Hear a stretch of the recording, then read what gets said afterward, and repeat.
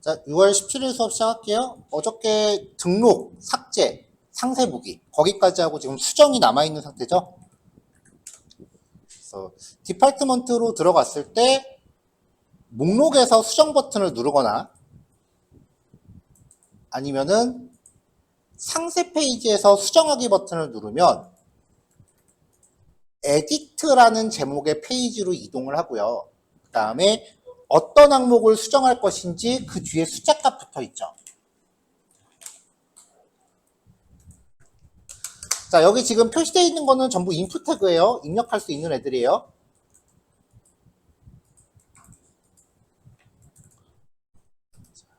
자, 그럼 이제 수정 페이지 같은 경우는 역할이 저는 개인적으로 항상 작업할 때 수정 페이지를 제일 마지막에 만들거든요. 자, 왜냐면은 이 페이지에 처음 들어오면 기존에 입력됐던 내용이 보여져야 되죠.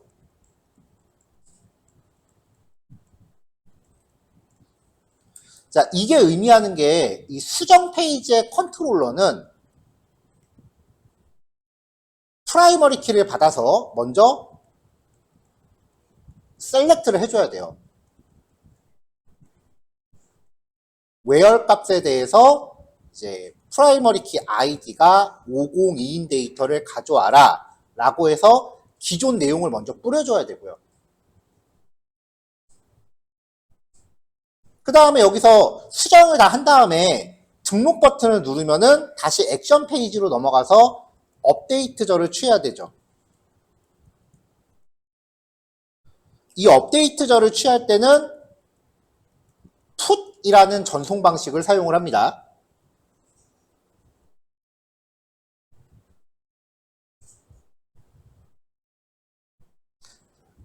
일단 화면의 비주얼은 어때요?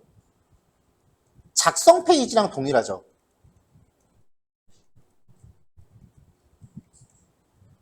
그 다음에 컨트롤러가 수행하는 동작은 어때요? 상세 페이지랑 동일하죠.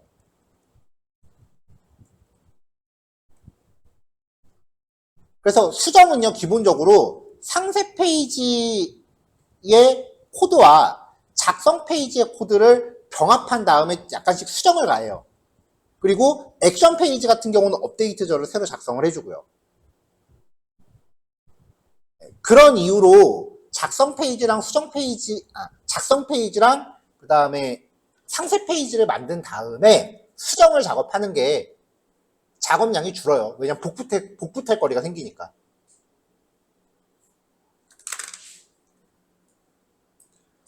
자, 어제 제가 수정까지 원래는 어제 다 할 욕심이었는데 어제 오후에 좀 비도 오고 그래서 좀 힘든 것 같아서 사실은 제가 좀 힘들어서 수정은 진행을 안 했어요. 자, 에디트라고 하는 이름의 컨트롤러이고요. 진아님 뒤에 글자 보는데 괜찮아요? 크게? 더 키울까? 괜찮아요? 오케이, 오케이. 혜정님 괜찮으세요? 자, 에디트라는 이름의 페이지고 요 위치에 프라이머리 키에 해당하는 패스 파라미터를 전달합니다. 여기서도 또 헷갈리시면 안 되는 게 패스 파라미터를 쓸지 아니면 쿼리 스트링을 쓸지 아무 상관이 없어요. 그거 그냥 만드는 사람 마음이야.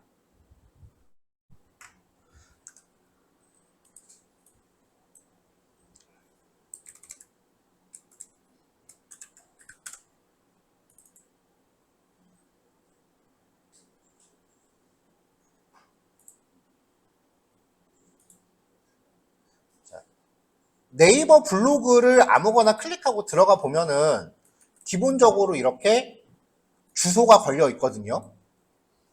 요 블로그 주소를 보면은요, 이게 두 개 다 패스 파라미터예요. 사용자 아이디와 그 다음에 뒤에 있는 거는 게시글에 대한 프라이머리 키 값이에요. 이걸 어떻게 아느냐? 메인에서 클릭하고 들어오면은 이렇게 작동을 하는데 여기서 목록 열기를 한 다음에 똑같은 게시글을 다시 올라가 보면은 보면 똑같은 글이죠?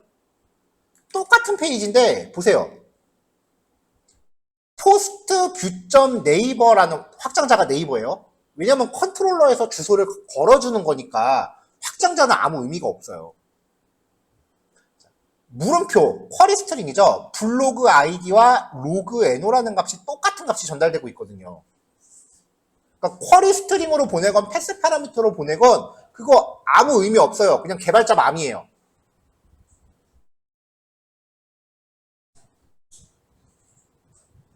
그러니까 어떤 게 맞는 방법인지에 대한 고민은 굳이 안 하셔도 돼요. 이제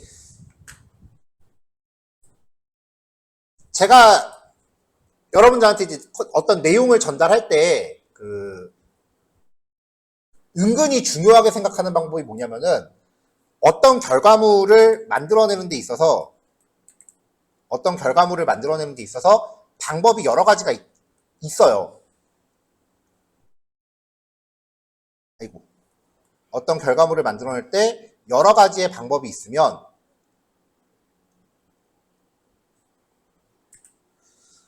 이 방법들 중에 가장 단순한 방법 하나만 말씀을 드려요. 대신에 이 방법이 다른 방법도 전부 포괄하는 게 가능해야 돼요.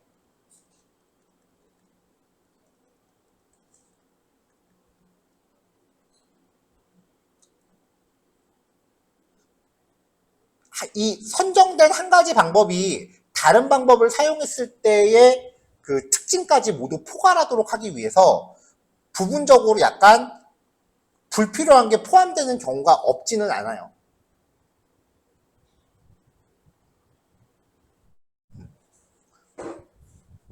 한번 생각을 해보자고요. 원래 제대로 공부를 한다라고 하면 내가 어떤 결론에 도달하기 위한 과정이 4가지가 있을 때 이 4가지를 먼저 하나씩 다 살펴보고 그 다음에 각각의 방법들의 특장점을 비교해 봐서 가장 최적의 방법이 무엇인지는 학습자가 선택을 하게끔 해야 돼요. 그게 맞는 공부 방법이야. 그렇게 공부하면 우리 지금까지 진도 아마 아직까지 CSS 하고 있을 거야. 자바스크립트도 아마 다 못 끝났을 거예요.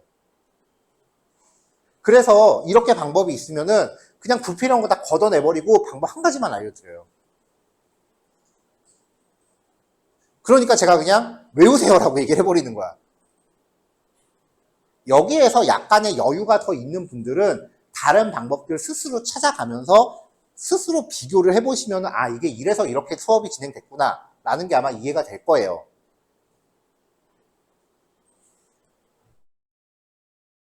근데 6개월이라는 시간이 그게 좀 어려우니까 다른 방법들을 찾아서 비교해 보는 거는 이 종강 이후에 여러분들이 따로 이제 세계관을 확장해 나가셔야 되는 부분이에요.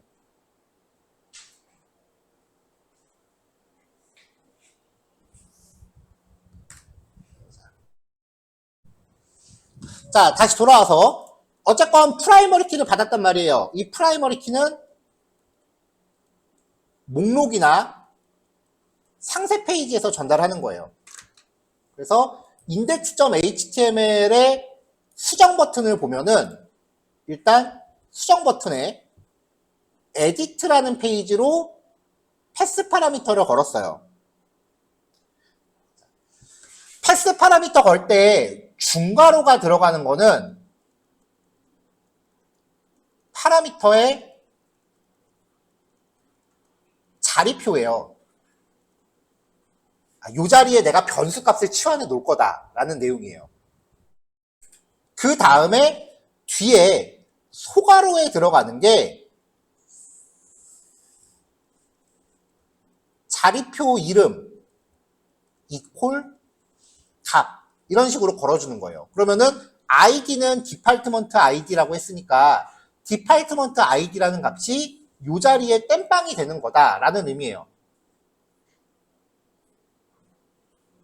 이게 패스 파라미터의 의미예요. 같은 방식으로 view.html에서도 수정하기 버튼에 링크를 겁니다. 자, 여기는 그냥 다른 방식으로 바로 그냥 문자를 연결했어요. 디파트먼트 밑에 디파트먼트 밑에 에디트 문자열이죠? 거기에다가 요 값을 그냥 더해버렸어요. 방법이 두 가지인 거예요. 그러니까 패스 파라미터 거는 방법이. 요런 방법으로 거느냐, 아니면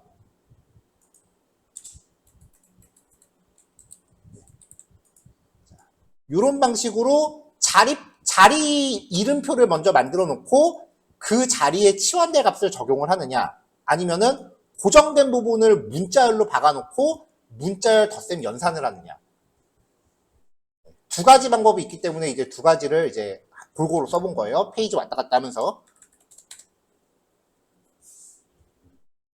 자, 그럼 어쨌건 디파트먼트 아이디가 첫 번째, 두 번째, 세 번째 자리에 전달이 되는 거니까 컨트롤러가 그걸 받은 거죠. 세 번째 자리에 들어오는 값을 id라는 이름의 파라미터로 받아서 정수 타입의 id로 세팅을 합니다. 패스 파라미터는 상대적으로 그 유효성 검사에서 좀 자유로운 편이에요. 왜냐면은 여기 값이 아예 없으면 URL이 달라지니까 404 에러가 나요.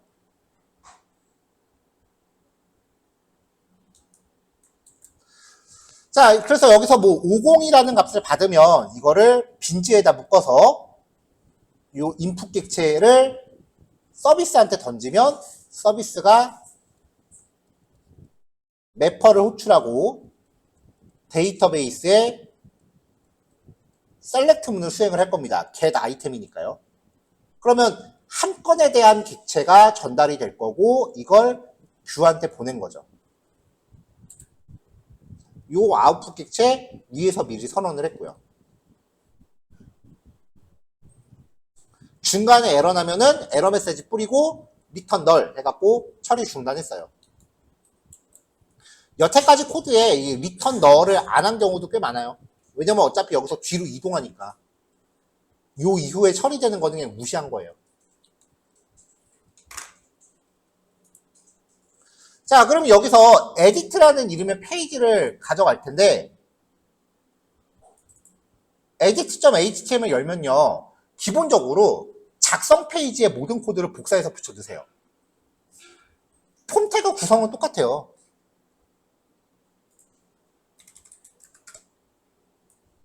학사관리에서 신규 등록 페이지랑 그 다음에 수정 페이지랑 생긴 건 똑같잖아요.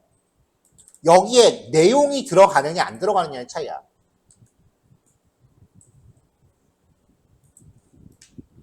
자, 그 다음에 이제 몇 가지 고쳐줘야 되는, 일단은 고쳐줘야 되는 게 뭐냐. 액션 페이지 바뀌어야죠. 이거 안 고치면은 수정 페이지인데 신규 등록합니다. 연결할 액션 페이지를 고쳐야죠. 그 다음에 HTML에서 메소드 방식은 get이랑 포스트 두 개밖에 안 먹어요. 궁금하시면 여기 푸시라고 넣어보세요. 그래도 포스트로 가요. 대신에 포스트 방식을 건 상태에서 컨트롤러가 이거를 풋으로 받게 하려면 네임 속성에 언더바 메소드라는 거를 걸고 여기다 지정을 해주는 거예요. 이게 백엔드들이 약간 꼼수로 만들어낸 규약 같은 건가 봐요. 노드.js도 이렇게 구현을 하거든요. 스프링만 이렇게 하는 게 아니에요. 테이블에 클래스 조금 더 넣으려고 아이템 테이블이라는 클래스 추가했는데요. 이거는 어저께 드린 CSS 파일에 구현이 되어 있고요. 이제 중요한 건 이거야. 인풋 태그에 밸류 속성 값을 이미 컨트롤러가 데이터를 조회해서 갖고 왔죠. 그럼 조회 결과를 밸류 속성으로 다 세팅을 해주는 거예요. 그럼 DB에서 가져온 값이 맞춰져 있겠지. 이렇게요.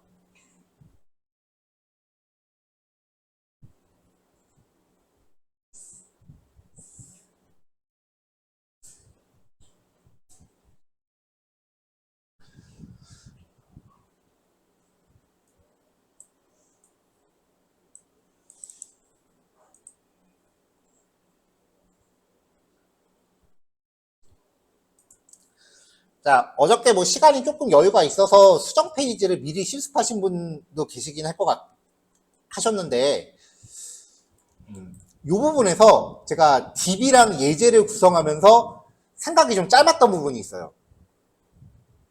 전화번호에서. 이게 뭐냐면은, 제가 지금 우리가 쓰고 있는 데이터베이스가 여러분들한테 이미 그 데이터를 이만큼 다 드리고 시작하는 거잖아요. 제가 DB에다가 처음에 데이터를 넣을 때 연락처를 사이사이에 빼기 기호를 넣고 데이터를 넣어놨거든요. 근데 우리 정규 표현식 라이브러리에서는 연락처 형식 검사할 때 빼기 기호 없이 검사하게끔 만들어놨어요. 그래서 저장하거나 수정할 때 연락처에 빼기 기호를 넣으면 안 돼요. 무슨 말이냐면 기본적으로 DB에 들어있는 데이터가 연락처에 다 이렇게 빼기 기호를 걸고 있단 말이에요. 그쵸? 그러면은 이거를 수정 버튼 누르면은 빼기 기호가 이렇게 걸고 나올 텐데 여기서 버튼 누르면 연락처 형식이 잘못되었습니다라고 찾아버려요. 왜냐면 빼기 기호를 빼고 들어가야 되거든요. 정규 표현식 라이브러리는. 이거는 그냥 그러려니 할게요. 수정할 때 연락처에 빼기 기호 한 번씩 빼고 넣어주세요.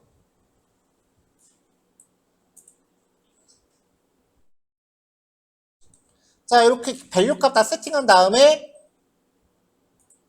서브밋을 합니다. 자바스크립트로 서브밋 이벤트가 발생했을 때 이벤트 가로채서 전송 막아버리고 여기서 정규 표현식 해야 된다 그랬죠. 근데 지금은 자바스크립트 수업은 약간 그 부가적인 내용인 거니까 굳이 구현하진 않고 했다고 치고 여기서 강제 서브밋을 시킨 거예요. 어저께 자바스크립트에서 하는 거는 네트워크 트래픽을 감소시키기 위해서 하는 거다라고 얘기를 했고 그거는 결국 통신비 문제로 귀결된다 그랬어요. 그러니까 웹사이트의 운영비를 절약하기 위해서 넣는 코드예요.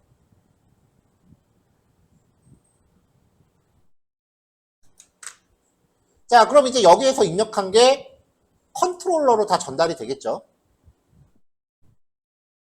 자, edit ok라는 이름의 컨트롤러를 받았고요. 여기서도 패스 파라미터로 이렇게 프라이머리 키 걸었습니다.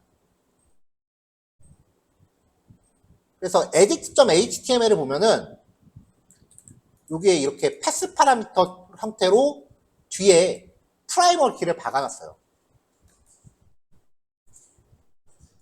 이게 아까 언제 패스 파라미터를 쓰고 언제 쿼리 스트링 타입을 쓰느냐에 대해서 자기 마음이다라고 얘기를 했는데요. 저는 그래서 예제에 공통적으로 한 가지 규칙을 걸었어요. 프라이머리 키는 무조건 패스 파라미터로 넘기겠다. 이게 예제 전반적으로 걸려있는 규칙이에요. 근데 이게 절대적인 규칙은 아니에요. 싹 다 패스 파라미터로 넘겨도 되고 싹 다 쿼리 스트링을 넘겨도 되고 어떻게든 수단과 방법을 안 가리고 넘기기만 하면 돼요. 그냥 코드의 일관성을 좀 지키고자 한 거예요.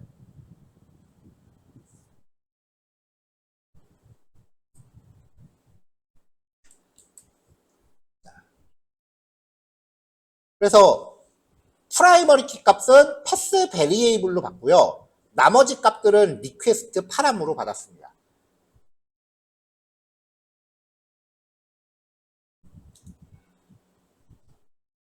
자, 입력 값들에 대해서 유효성 검사. 이거는 등록하는 페이지 코드 똑같이 가져왔고요. 자, 그 다음에 얘네들을 빈즈에 묶어서 에디트 아이템한테 던져주면은 얘가 매퍼를 통해서 데이터베이스에 전달을 하겠죠. 이때 수행되는 SQL은 업데이트절입니다. 업데이트절을 수행하면은 수정된 데이터 결과가 셀렉트가 돼서 들어오겠죠. 이걸 가지고 다시 상세 페이지로 이동을 한 거예요. 어저께 작성할 때도 얘기했지만 어차피 지금 여기서 아웃풋으로 넘어오면은 수정 페이지로 바로 도망가잖아요. 그쵸? 그러면 이때 필요한 건 사실 프라이머리 키 값만 있는 거기 때문에 이 프라이머리 키 어차피 파라미터를 받은 거 있잖아. 요걸 바로 걸어도 된다고요. 똑같은 값이니까 어차피. 그런 취지로 따지면 우리가 서비스 만들어 놓을 때 인설트나 업데이트를 수행하면 그 즉시 결과를 셀렉트를 하게끔 해놨거든요. 이거 어제도 했던 얘기예요. 그냥 여기 프라이머리 키 넘기는 것만 요 id 변수로 대체해버리면 굳이 현재로서 이 셀렉트 처리가 필요가 없는 처리라고요.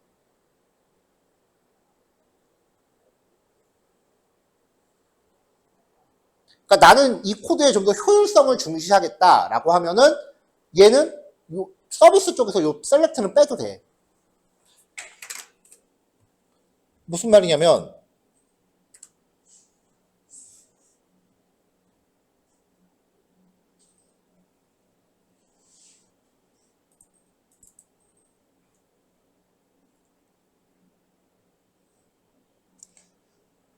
우리가 인설트 구현 뒷부분에 저장 결과를 확인하기 위해서 셀렉트 1을 걸어놨고요. 업데이트도 한 다음에 업데이트 결과 확인하기 위해서 셀렉트 1을 걸어놨단 말이에요. 지금처럼 액션 페이지를 따로 두고 페이지 리다이렉션이 발생하는 스타일은 요 셀렉트 1, 여기 셀렉트 1이 사실상 불필요한 처리야.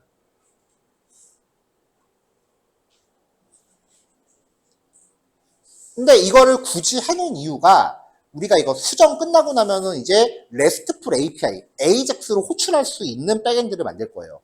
그때는 이게 또 필요해요. 그래서 이거 도대체 왜 넣었을까에 대한 거는 그 다음 단원 예제 보면서 정리를 하는 게 나을 거예요. 지금은 그냥 놔두세요.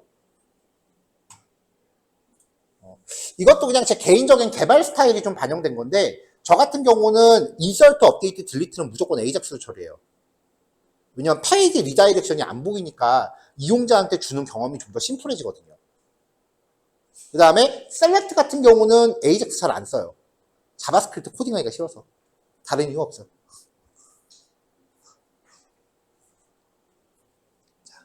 그렇게 들어가 있고요. 그 다음에 이제 추가적으로 여기에 또 하나 요 에디트절을 수행할 때 그 어떤 기법을 얘기를 해드리면은 그런 게 있어요. 내가 데이터를 어떤 기능을 만드는데 자, 예를 들어서 장바구니야. 내 장바구니예요. 장바구니가 현재 아무것도 안 담겨 있어. 그러면은 처음에 내가 제품을 이제 장바구니에 담으면은 장바구니에 인설트를 해야 되겠죠. 그렇지? 그럼 그 다음에 장바구니에서 내가 똑같은 제품을 한 번 더 담어. 그럼 데이터가 추가돼야 돼? 수량이 증가돼야 돼? 똑같은 제품을 담은 거예요. 수량이 증가돼야 되지. 그럼 그러기 위해서 장바구니에 상품을 담을 때마다 데이터가 똑같은 게 있는지 없는지 셀렉트 카운트를 해놓고 그거 if문으로 검사해서 인설트 할지 업데이트 할지를 결정한다고요. 다들 그렇게 로직 짜와요. 자, 우리 거 업데이트절에서 업데이트 했을 때 업데이트 결과가 0개면 익셉션 발생하게 해놨거든요. 서비스가 우리게 그렇게 만들어져 있어요. 그러니까 분명히 장바구니 같은 거 짜다 보면 그런 경우 많어. 데이터가 없으면 인설트, 있으면 업데이트 해야 될 경우. 무조건 업데이트부터 하세요. 인설트 신경 쓰지 말고 업데이트부터 하세요. 에러 나면 여기서 인설트 하면 돼. 그러려고 만들어 놓은 거야. 그런 처리가 상당히 많아요. 그거 매번 if문 짜기 되게 귀찮거든요. 그래서 그런 류의 로직은 그냥 어차피 업데이트를 먼저 해요. 그러면 셀렉트 한번 줄일 수 있어요. DB 입장에서는 업데이트 쳤을 때 외월절 조건이 안 맞기 때문에 결과 건수 0이라고 내뱉는 거지 DB 입장에서는 에러가 아니야. 여기서 나오는 에러는 그냥 서비스 패턴에서 우리가 스로우문 던져서 강제로 만든 상황이라고요. 그러니까 if문을 쓴 게 아니라 트라이 캐치를 써서 그냥 상태를 빈기했을 뿐이야. 그러니까 약간 모던한 스타일의 자바 코딩과 되게 옛날 스타일의 자바 코딩, 옛날 스타일의 프로그래밍 코딩의 차이가 뭐냐면은 모던한 스타일은 if문을 잘 안 써요. if문으로 분기해야 되는 상황을 거의 다 예외로 빼요. 그게 왜 그러냐면은 그 프로그래머들 인식에 그런 게 있어요. if문이 많을수록 코드가 지저분하다는 인식이 있어요. 실제로 소스 읽으면서 막 왔다가 if, else, if 막 분기화되면은 정신없거든. 그래서 if문은 최대한 덜 쓰는 게 세련된 방식이에요. 그게 가독성이 더 좋아요. 뭐 코드 진행은 여기까지 해서 얘기가 끝난 거고, 이제 마지막으로 오늘 쭉 그 코드 설명하면서 곁들였던 얘기를 그 마무리를 하면, 코드를 작성하다 보면은 딜레마에 빠져요. 이 코드의 성능, 안정성이라고 하는 부분은 이 코드가 에러 없이 얼마나 잘 도느냐, 에러가 있냐 없냐에 대한 얘기예요. 왜냐하면 웹사이트는 무정지 시스템이 기본이기 때문에 프로그램 이거야. 내가 실행 버튼 한번 눌러놓고 얘를 1년 365일 끄지 않고서 계속 돌아갈 수 있어야 돼. 그게 안정성이라는 거고, 마지막으로 확장성. 확장성은 나중에 기능을 덧붙일 때 기존 코드의 영향을 얼마나 안 주느냐. 확장성 같은 경우를 이제 나중에 생각하면은 이게 막 몇 년 앞을 내다보게 되거든요. 근데 그렇게까지 멀리 내다볼 필요가 없어. 여러분들이 그 회사 퇴사하기 전까지만 내다보면 돼. 보통 이직 주기가 솔직히 1년 안 넘기고 이직하는 거는 되게 안 좋아요. 면접 진행하는 사람 입장에서 이 사람 경력이 되게 많은데 근속 기간이 1년이 채 안 돼. 그러면 우리 회사도 1년도 안 채우고 나가긴 해. 안 뽑아버려. 저도 1년 못 채우고 그만둔 회사가 한 두세 군데 있거든요. 이력서에 안 적어요, 아예. 안 좋은 인상 줄까봐. 그래서 저는 근속 기간이 거의 최소 4년, 3년이야, 다. 그러니까 물론 정말 여기가 나랑 안 맞는 것 같다라고 생각하면은 이직해야지. 그건 어쩔 수 없는데, 애진간에서는 견딜 수 있을 것 같다라고 생각이 되면은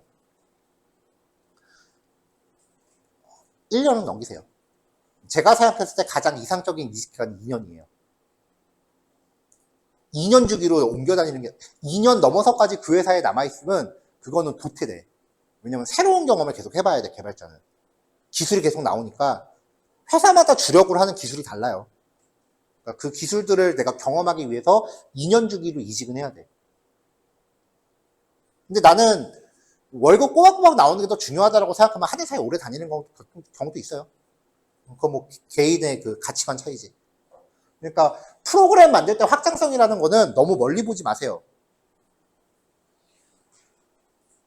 근데 성능, 안정성, 확장성. 성능이라는 거는 결국은 DB가 결정해요. 자, 지금 이거 우리 서비스 패턴 이런 거 만드는데 여기까지 만들면서 우리 코딩 테스트에서 했었던 그 수많은 그 수학 같은 접근 방법 있죠. 나온 적 있어요? 한 번도 없지. 코딩 테스트는 딱 진짜 입사할 때까지만 필요해. 그 다음부터는 안 써. 여기 더하기 빼기 곱하기 나누기가 왜 나와?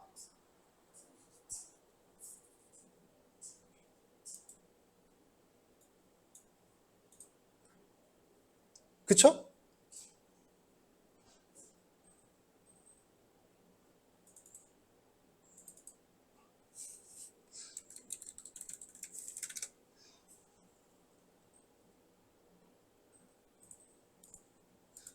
그러니까 이제 그 배열을 탐색할 때 지금 우리가 하고 있는 거는 그냥 순차적으로 이렇게 탐색하면서 내지는 이중 반복문으로 2차 배열 탐색하면서 여기서 어떻게든 수식을 효과적으로 짜서 결과값 뽑는 거. 뭐 이렇게 들어가는데 그 배열의 탐색이 좀 더 깊게 들어가면은 방법이 되게 많아요.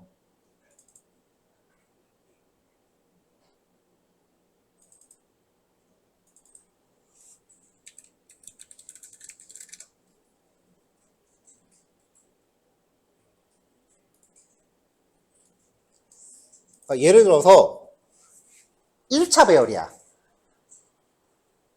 1차 배열이에요. 이 1차 배열을 사용하는 데 있어서 이런 식으로 데이터에 접근하기 위해서 인덱스 접근 방법을 계산해서 얻어내는 방법도 있어요. 이게 10이라는 자료 구조거든요.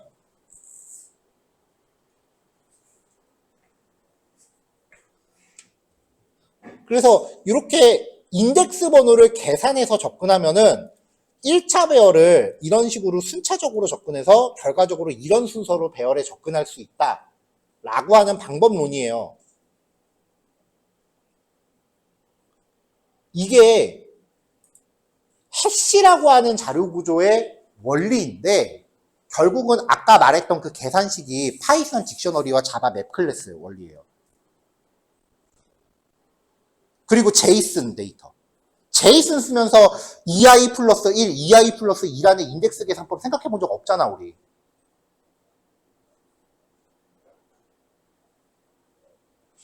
이게 제이슨 데이터의 원리야. 이거 계산하는 게. 해시 함수라는 거에 구현 방법을 설명한 거란 말이에요, 이거.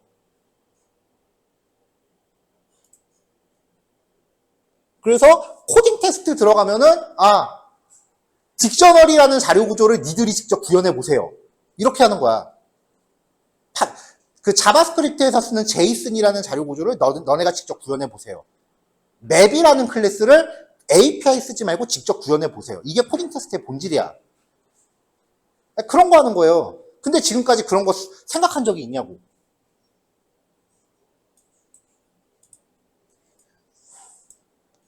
(1차) 배열을 사용할 때 1차 배열을 사용할 때 데이터를 탐색하기 위해서 깊이 우선 탐색이나 넓이 우선 탐색이라는 방법이 존재해요. 그러니까 배열을 왔다 갔다 지그재그로 탐색하는 거야. 1차 배열인데.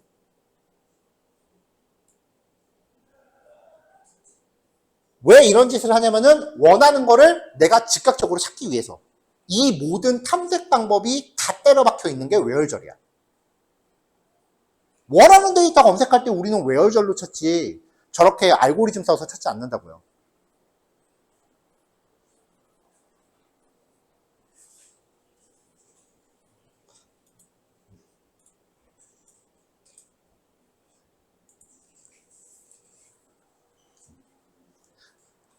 그러니까 알고리즘에 대한 생각은 잠깐 접어놔도 돼. 일단 포트폴리오가 먼저야. 근데 이제 포트폴리오를 공부하면서 조심하셔야 되는 거는 이 코드가 어떻게 흘러가는지, 이걸 호출했을 때 어느 파일로 넘어가는지. 자, department service.edit item이라는 메서드가 어느 파일에 정의되어 있는지, 그리고 그 안에서 매퍼에 어떤 기능을 호출하는지, 그런 흐름은 내가 놓치면 안 돼요. 예를 들어서 여기서 input이라는 데이터가 어디서 온 거야?